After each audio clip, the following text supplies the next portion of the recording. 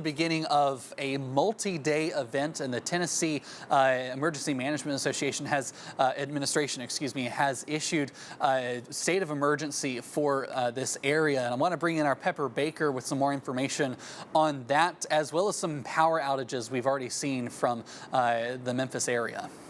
Yes, Kit, I just want to say again, you and Trevor are doing such a good job. Lauren Turman also out there in the field holding it down as well. Yes, TEMA declared a state of emergency at the request also of Governor Bill Lee, who also declared an emergency declaration for Tennessee. So we know that this helps with federal funding when it comes to these disasters. It is a level 3 state of emergency.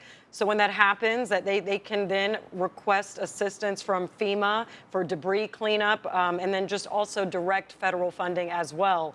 As this storm does continue all the way through to Saturday, this is just really the first round of the first day of what we're going to see for the days to come. I have been monitoring the power outages with MLGW. I will say since we've been on air, since around 2:30, between the live stream and going in and out of TV broadcasts, I have been seeing that MLGW has been doing quite well with keeping up with the power outages. At the most, I never saw over 7,700 customers affected. That was the most I saw. It never really quite hit up to 8,000. So right now we're seeing the number of outages at 128, and then I'm seeing customers affected at 6,134. So yes, never saw it hit quite 8,000. The highest I think was around 7,700. The lowest it even got was down to 4,000, even at the most crucial moments. And we're seeing where Lauren Turman was, Whitehaven, that's where she was, South Memphis area. You could see that the roads were still people were still out on the roads in these conditions.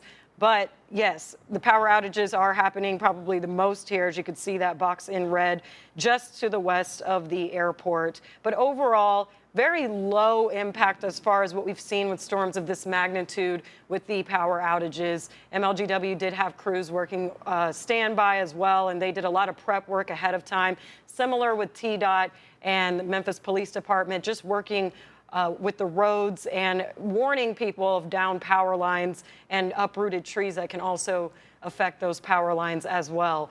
I'm going to send it back over to Trevor Burchett here, who's going to give us another look at the radar. Now that we're seeing all this rain come through, we can hear it here, Trevor, on top.